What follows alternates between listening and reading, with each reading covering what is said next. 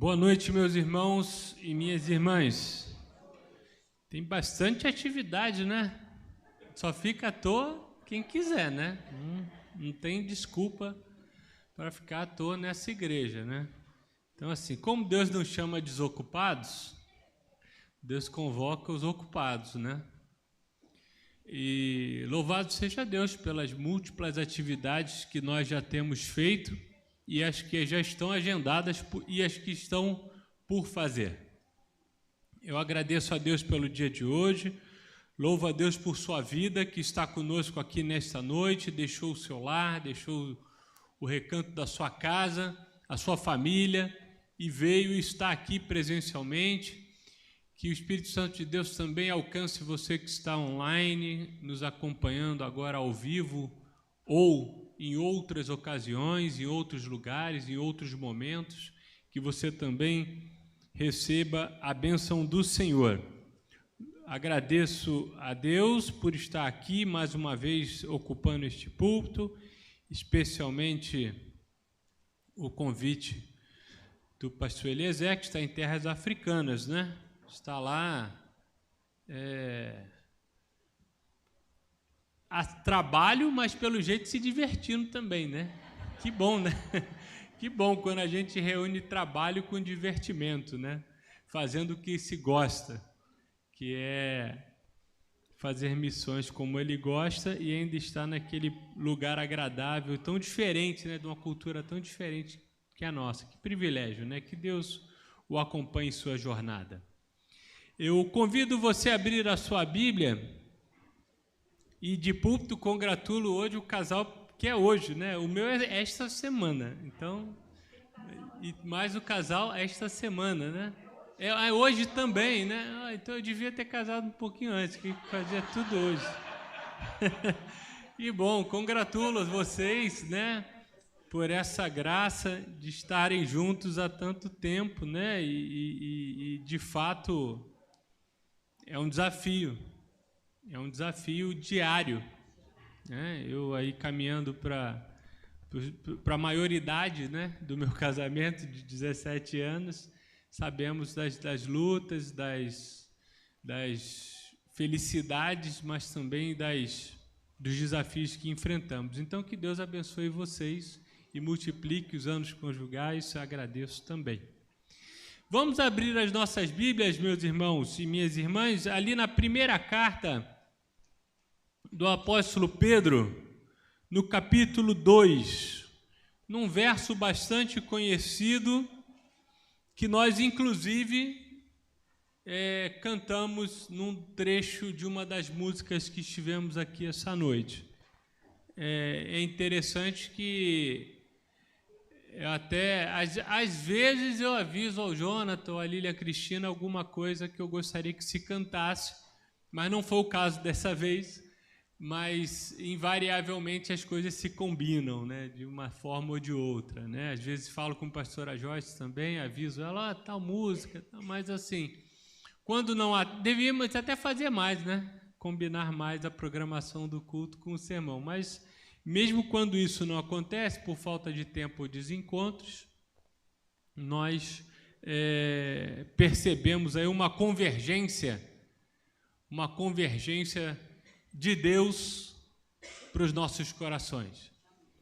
E Paulo escreve assim, no versículo 9 do segundo capítulo da primeira carta, 1 Pedro 2, 9 e 10. Vocês, porém, são geração eleita, sacerdócio real, nação santa, povo exclusivo de Deus, para anunciar as grandezas daquele que os chamou das trevas para a sua maravilhosa luz. Antes vocês nem sequer eram povo, mas agora são povo de Deus. Não haviam recebido misericórdia, mas agora a receberam. Senhor, continue a falar aos nossos corações, como tem sido até então. Esconde-nos atrás da tua cruz, para que somente a tua voz seja ouvida, Ó Jesus. Meus irmãos, o apóstolo Pedro escreve as suas duas epístolas, as suas duas cartas. Obrigado. Escreve suas duas cartas num contexto muito desafiador para a igreja nascente. O apóstolo Pedro escreve suas cartas numa orientação para a igreja nascente, para a igreja ainda era jovenzinha nessa época. Os apóstolos, aqueles discípulos que estiveram mais próximos fisicamente de Jesus, ainda estavam vivendo entre o povo, e eles mesmos orientavam esse povo que se convertia e ia adicionando pessoas à igreja. Eles pessoalmente os advertiam, eles pessoalmente os animavam e o faziam numa época que não tinha YouTube. Imagina assim, com uma carta, uma pena na mão e uma carta, o apóstolo Paulo, o apóstolo Pedro incendiaram o mundo. Imagina se tivesse YouTube, né? Iam ser influencers de seguidores milhares. Não havia essa tecnologia, e a tecnologia disponível era a carta. E eles escreviam cartas, e essas cartas continham orientações, admoestações, encorajamento, e eram encaminhadas para aquelas pessoas que se convertiam, as comunidades daquela época que já haviam tido contato com o cristianismo. E essas cartas eram lidas, geralmente, em público, porque não era uma carta para cada um. Às vezes havia uma carta, por exemplo, a de Timóteo, em que Paulo escreve especificamente para Timóteo, as de Timóteo, mas assim, não necessariamente era para uma pessoa, mas uma comunidade lia a carta e se sentia pastoreada pelo aquele líder. Se sentia pastoreada pelo líder. E o propósito da carta, especialmente desta carta de 1 Pedro, era encorajar os seus leitores a resistirem a uma tentação muito específica, a tentação de esmorecer diante de provações, a tentação de não persistir, a tentação de não prosseguir, a perda da fé, o enfraquecimento das convicções, o esfriamento do seu propósito. E havia ali uma evidente situação em que isso poderia acontecer. Eu não vou entrar na discussão se hoje em dia é fácil ou não ser cristão, mas eu posso te dizer que naquela época era muito mais difícil. Não só porque não tinha o YouTube para que o seu pastor favorito pregasse e você fosse admoestado. Era uma carta que demorava meses, às vezes, para chegar. E a perseguição era tenaz. Não era bem visto ser cristão. Em lugar nenhum. Hoje ainda há lugares que não é bem visto ser cristão, mas há uma sem número de lugares que já é bem visto. Está até na moda em alguns lugares, né? Ser crente, né? Mas isso fica para outro sermão. A moda é de ser crente. Anota aí, Rafael. Mas na época não estava na moda. Estava fora da moda ser crente. E nós cantamos aqui também, mais uma vez, não combinei com Lília Cristina, mas nós cantamos aqui sobre as perseguições pelas quais a igreja passou e não foi parada. Esteve de pé. E interessantemente é que naquela ocasião,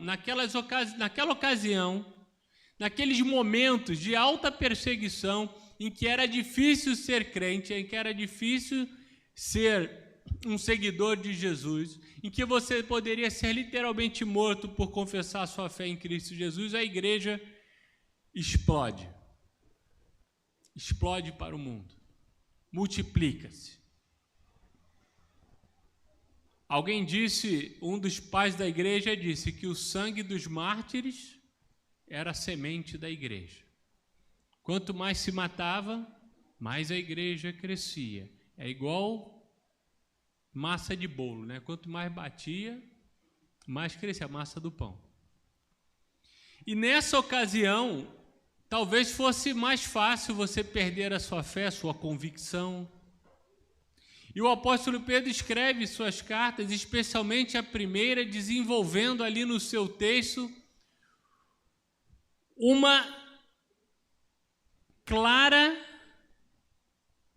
motivação e encorajamento, dizendo: não desanimem, não percam a fé, não soltem a corda, ninguém se solta a mão de ninguém, porque o sumo pastor há de se manifestar. Ele diz isso em um dos trechos da carta. E ele diz e chama e convoca aquelas pessoas da igreja nascente a uma responsabilidade ímpar de serem povo de Deus. A convocação é: não desanimem, não se dispersem, ninguém solta a mão de ninguém, porque nós somos povo de Deus. E ele vira-se para os seus leitores daquela época e certamente falaria o mesmo para nós, leitores atuais, e os chama de geração eleita, sacerdócio real, nação santa, povo exclusivo de Deus. Ele não está escrevendo aqui para entes específicos. Não é destinatário de Pedro nesta mensagem uma nação, uma etnia específica. Ele está escrevendo para a igreja de Jesus. E a igreja de Jesus não é uma etnia específica de uma época, de um momento, de um povoado, de um território. A igreja de Jesus está e é ainda hoje em nós. Ousaria dizer que Pedro escreve essa carta para você e para mim e para nós. Pedro endereça essa carta para a Igreja Batista de Laranjeiras, chamando a atenção dos cristãos à sua responsabilidade como povo de Deus. O verdadeiro povo de Deus, a nova Israel de Deus, é a família espiritual a qual João, no capítulo 1, versículo 12 do seu evangelho, disse. João 1,12.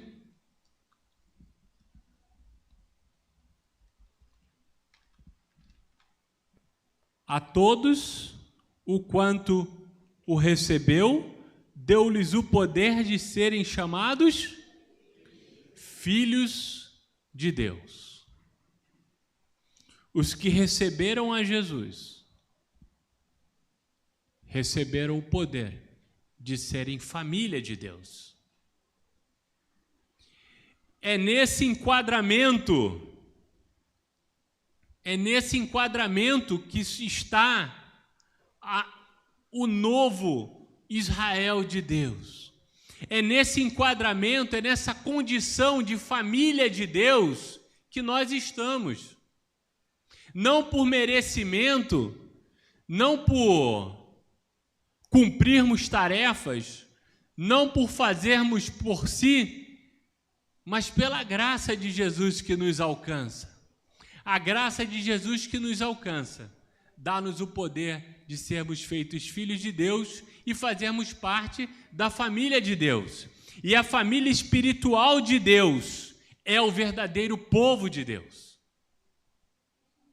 Não há uma preocupação de Pedro de limitar a mensagem, pelo contrário, o objetivo da mensagem de Pedro é expandir para que essa família fosse bendita em todos os cantos da terra, inclusive na cidade do Rio de Janeiro, no bairro de Laranjeiras, mais de 2000 anos depois daquele episódio.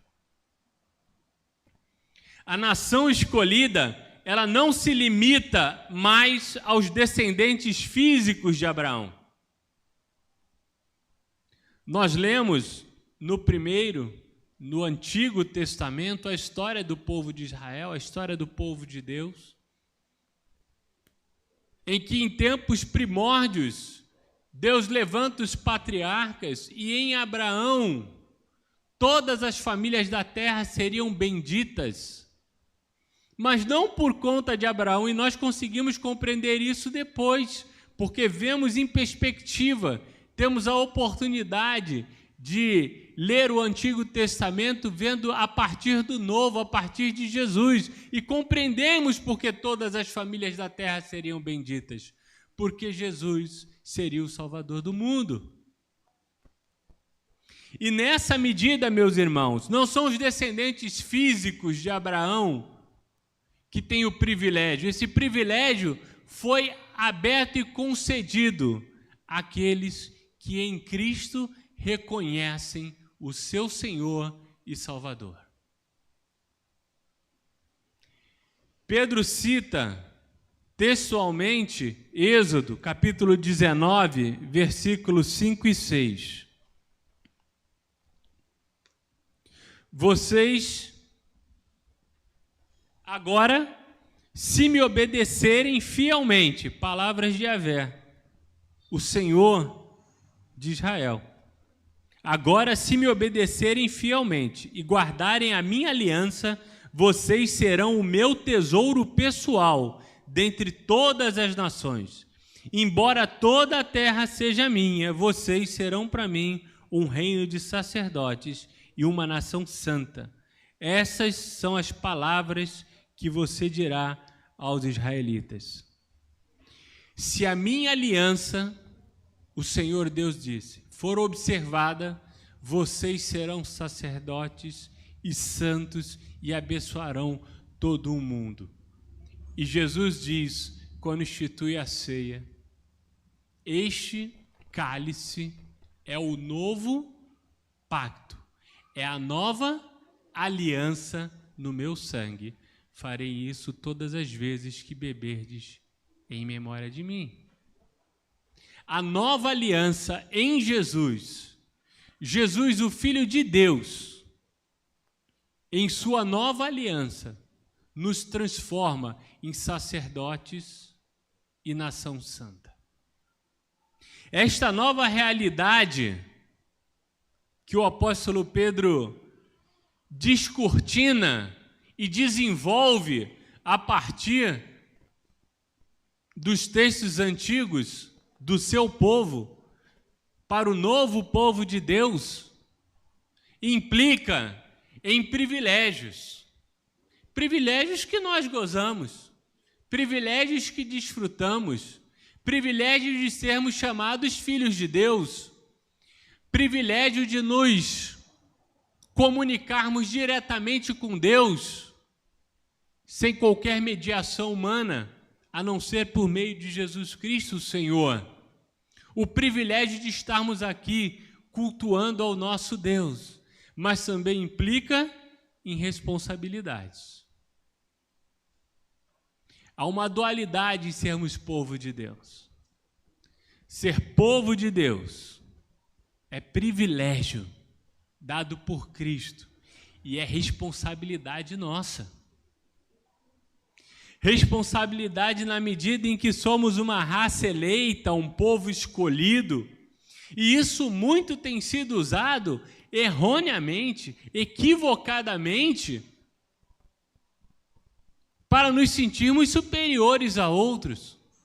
Quantas vezes na história da humanidade um povo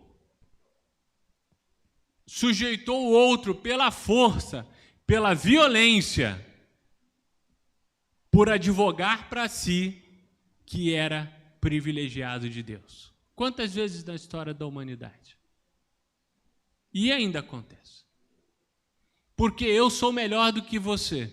Quando a igreja, eu me julgo muito satisfatório fazer parte da igreja, julgo um privilégio fazer parte da igreja, mas esse privilégio e satisfação não vem outorgar a nós um sentimento, uma sensação de superioridade. Pastora Priscila começou esse culto e também não combinamos isso com palavras do apóstolo Paulo em Filipenses, em que ele diz como deve ser o comportamento cristão, e não se vê nada ali sobre superioridade, pelo contrário, se vê sobre inferioridade, sobre julgar o outro superior a si. E essa é a responsabilidade que nos é trazida quando nós somos reconhecidos como sacerdócio real. Uma das grandes heranças da Reforma Protestante foi restabelecer o entendimento de que não havia necessidade de intermediação humana entre nós, o povo de Deus, e o seu Deus. Uma das grandes conquistas que nós somos herdeiros, como herdeiros da Reforma, é entender que não precisamos de mediadores entre nós e o nosso Deus, a não ser Jesus Cristo, nosso Senhor.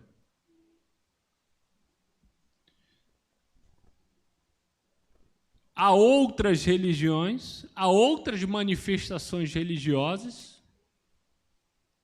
que necessitam, que advogam, que compreendem ser necessário, mas nós não. Isso nos é estranho. E outro dia, você liga a televisão e tem um sujeito pregando e ele diz: estão sob a minha autoridade, não, tem outro nome, como é que é? A autoridade já não vai. Sujeição, domínio espiritual. Vocês são do meu povo, então estão sob a minha influência espiritual, alguma coisa. Eu vou me lembrar da palavra. Em pleno século XXI, assim, depois de tanta gente morrer para dizer que Jesus é o Senhor e que não precisamos de nada nem ninguém a não ser Ele, não precisamos nem da igreja, olha isso. A igreja é importante, é necessária, é noiva de Jesus, mas não intermedia a graça de Deus.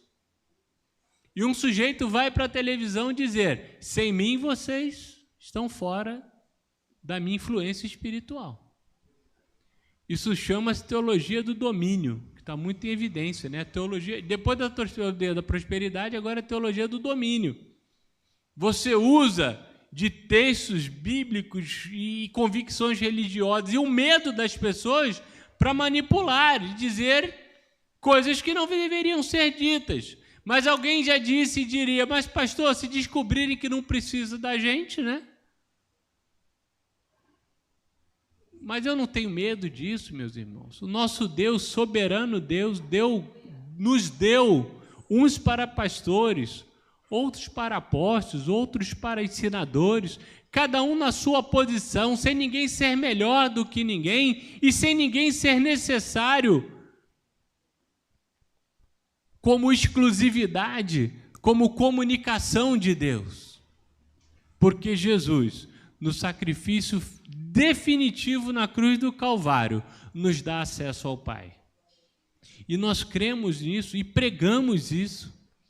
Quando nós queremos a nossa pátria para Cristo, é porque nós queremos dizer: Senhor, Jesus, te entregamos e pátria, Jesus está acessível a você. Isso se dá através de nós, mas não somos mais do que dispenseiros da graça de Deus, e não pontífices, e não sacerdotes profissionais. Somos sacerdotes individuais, cada um, como bem diz a doutrina protestante, o sacerdócio universal do crente. Todos nós, como sacerdotes diante de Deus, nos comunicamos diretamente com Deus, na medida em que cremos que Jesus é o Filho unigênito do Pai. Nação santa, comunhão. Sede santos, porque eu sou santo, diz o Senhor nosso Deus no Antigo Testamento, e repetido outras vezes no Novo Testamento.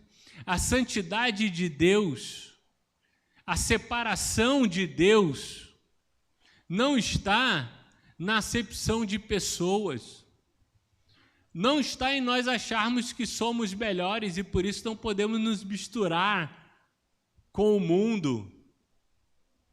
Cuidado, o mundo precisa de nós, que sejamos testemunhas firmes, sal da terra, luz do mundo. E isso não se faz numa redoma de vidro, se faz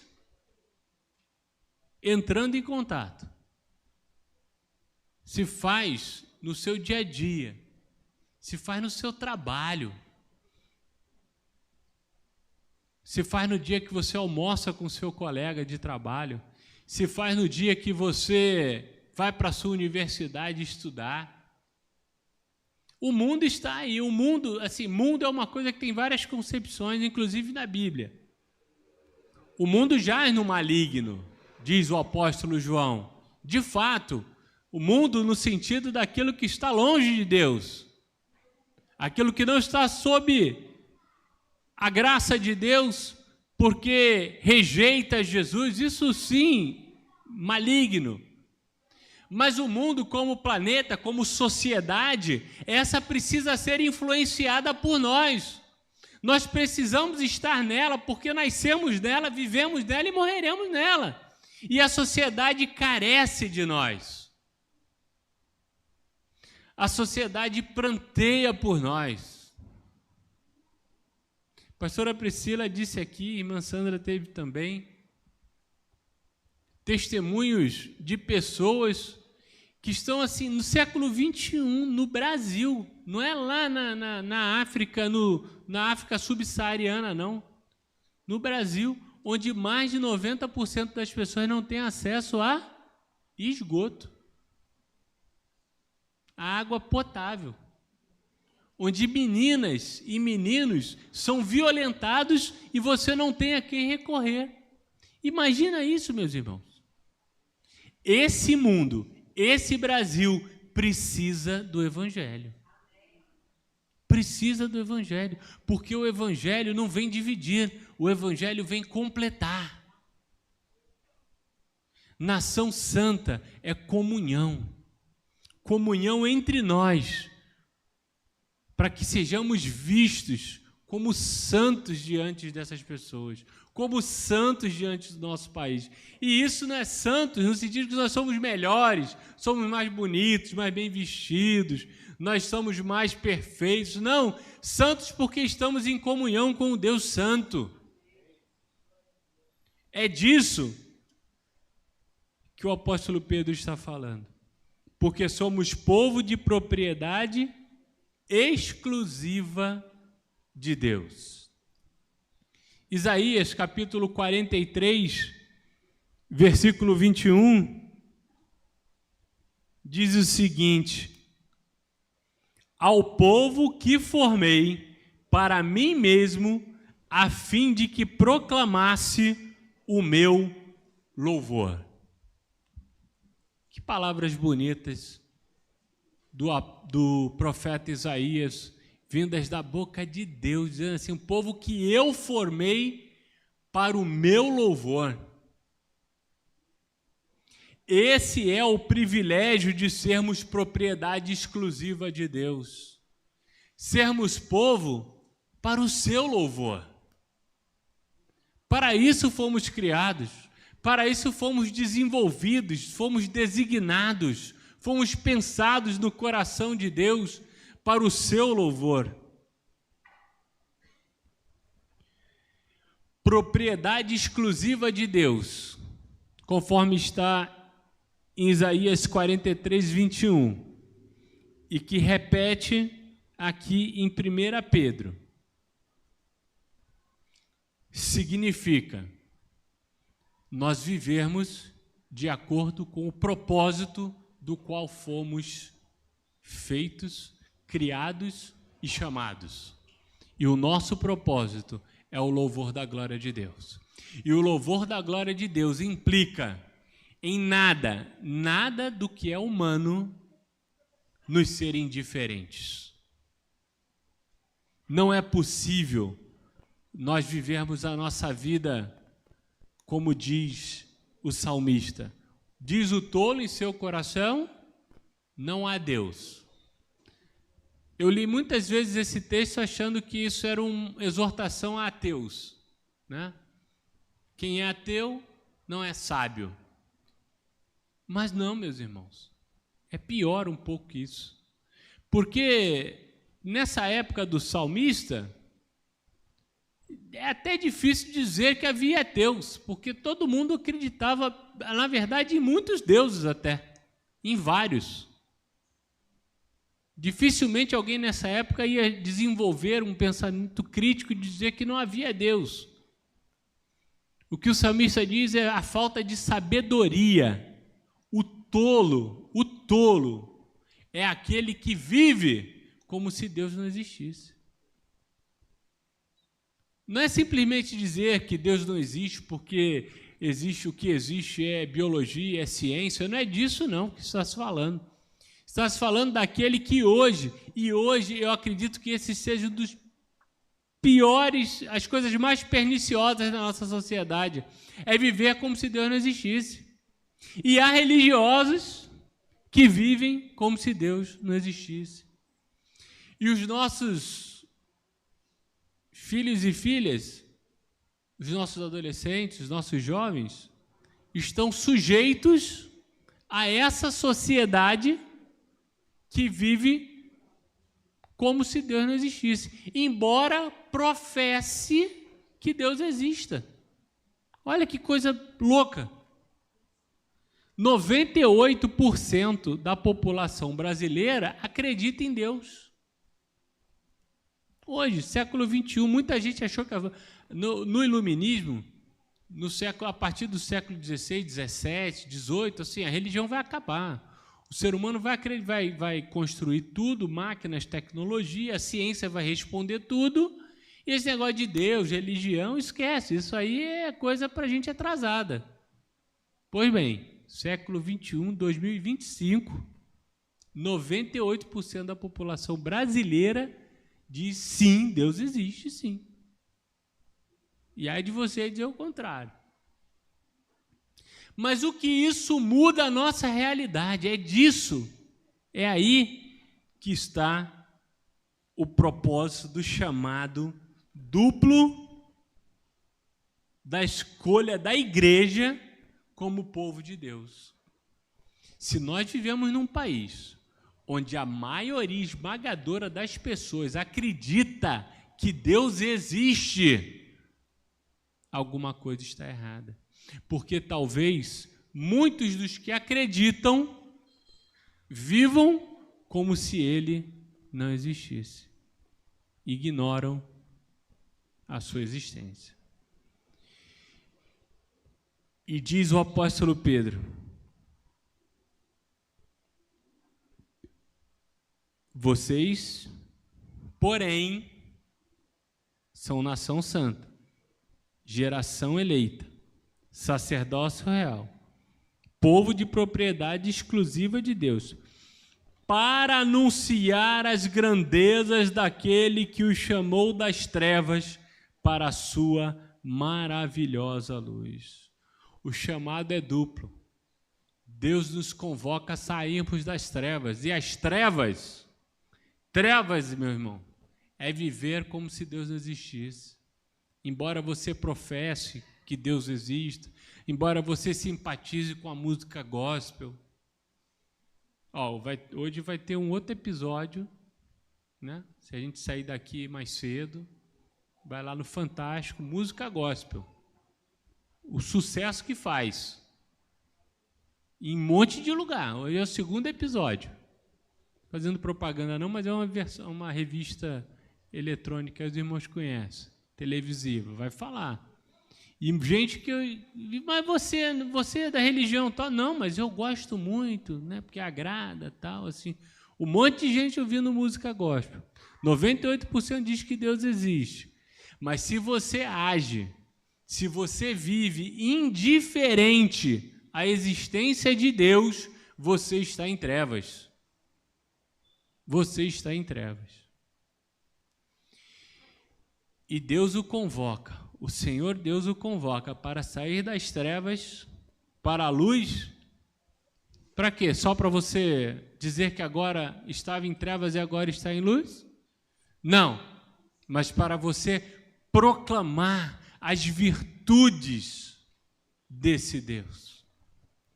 Para você proclamar a mensagem desse Deus, uma mensagem que liberta, que cura, que restabelece, que dá dignidade, que dá propósito de vida, que dá orientação, que dá conforto, que dá proteção. É nisso que implica sermos povo de Deus. Porque antes, sequer éramos povo, versículo 10. Antes, nem sequer povo vocês eram, mas agora são povo. Se você abrir a sua Bíblia lá no profeta Oséias, capítulo 1, versículo 10, você vai ver um versículo muito semelhante a esse. Oséias 1,10 diz assim: contudo os israelitas ainda serão como a areia da praia, que não se pode medir nem contar.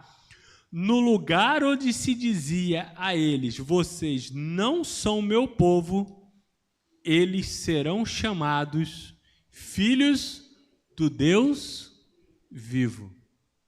Certamente Pedro leu esse texto. Certamente Pedro conhecia esse texto.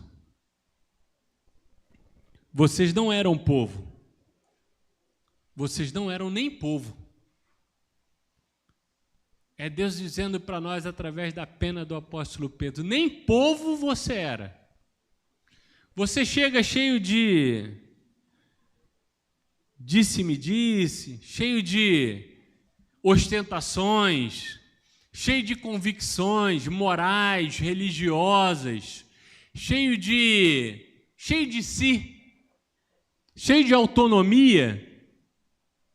Mas saiba que se não fosse pela minha misericórdia, nem povo você era. Mas agora, além de povo, vocês são filhos de Deus. Além de povo, vocês serão filhos de Deus. Se desejamos a pátria para Cristo, desejamos filhos de Deus nesta terra.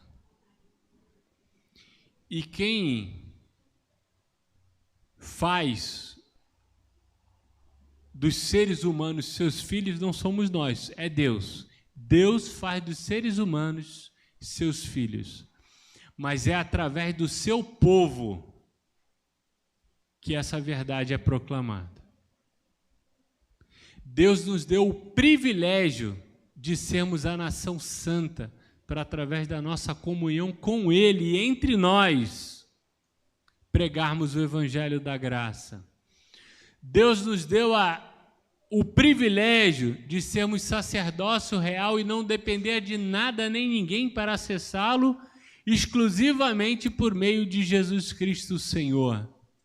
E nos deu o privilégio e a responsabilidade de pregar isso aos nossos concidadãos, aos nossos irmãos de pátria, que sejam também os nossos irmãos em Cristo.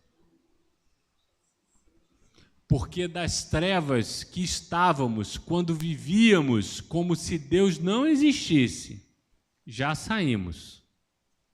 E ao deixar isso para trás, queremos que outros também deixem, que vejam a luz de Jesus brilhar em suas vidas. E deixem de ser um não povo para ser povo. Deixem de ser ignorantes de Deus para serem filhos de Deus. E eu termino com as palavras do profeta Jeremias, versículo 33 do capítulo 31. Palavras de Deus. Esta é a aliança que farei com a comunidade de Israel. Depois daqueles dias, declara o Senhor, porei a minha lei no íntimo deles e a escreverei nos seus corações. Serei o Deus deles e eles serão o meu povo. Glória a Deus, porque somos povo de Deus. Mas principalmente, louvado seja Deus pelas nossas responsabilidades como povo de Deus. Que Deus nos abençoe. Amém.